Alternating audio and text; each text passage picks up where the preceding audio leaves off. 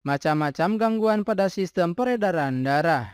Sistem peredaran darah manusia tersusun dari tiga komponen utama, yaitu jantung, pembuluh darah, dan darah. Ketiga komponen ini memiliki perannya masing-masing dalam mengalirkan darah ke seluruh tubuh. Sayangnya sistem peredaran darah bisa terganggu. Jika aliran darah terganggu, organ tubuh akan mengalami kerusakan dan mengakibatkan terjadinya beberapa penyakit. Berikut adalah macam-macam gangguan pada sistem peredaran darah. Yang pertama, tekanan darah tinggi atau hipertensi. Hipertensi atau tekanan darah tinggi adalah salah satu gangguan pada sistem peredaran darah yang paling umum terjadi. Kondisi ini seringkali tidak bergejala, tetapi jika muncul, gejalanya bisa berupa sakit kepala, mimisan, dan sesak napas. Hipertensi yang tidak segera ditangani dapat merusak pembuluh darah yang akhirnya menyebabkan berbagai komplikasi serius seperti sindrom metabolik, demensia, aneurismia, stroke, serangan jantung, gagal jantung, serta gagal ginjal. 2. Aterosklerosis. Aterosklerosis adalah kondisi ketika pembuluh darah menyempit dan mengeras akibat penumpukan plak. Pada tahap awal, aterosklerosis tidak menimbulkan gejala apapun. Gejala baru muncul saat pembuluh darah sudah tertutup oleh plak sehingga tidak dapat mengalirkan darah ke organ atau jaringan tubuh. Biasanya gejala aterosklerosis yang muncul berbeda-beda tergantung pada pembuluh darah mana yang mengalami penyempitan. 3. Serangan jantung.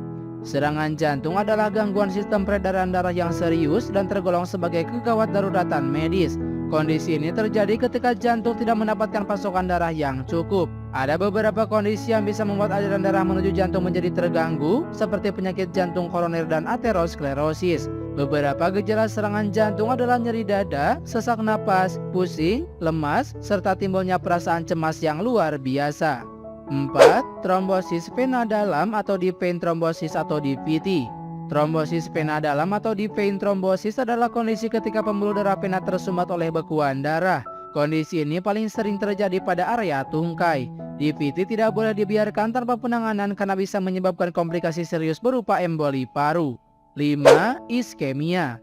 Iskemia adalah istilah medis yang digunakan jika jaringan tidak mendapatkan suplai oksigen yang cukup, misalnya pada otot jantung. Iskemia pada jantung biasanya disebabkan oleh penyempitan atau penyumbatan satu atau lebih arteri koroner. 6. Stroke. Gangguan pada sistem peredaran darah lainnya adalah stroke. Kondisi ini terjadi saat suplai darah menuju otak terhenti atau terganggu.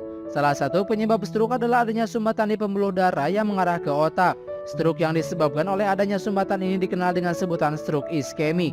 Gangguan pada sistem peredaran darah tidak dapat dianggap sepele dan perlu ditangani segera. Untuk mencegah terjadinya gangguan pada sistem peredaran darah, Anda dianjurkan menjalani pola hidup sehat seperti rutin berolahraga, mengonsumsi makanan bergizi seimbang, membatasi asupan garam, tidak merokok, dan tidak mengonsumsi minuman beralkohol.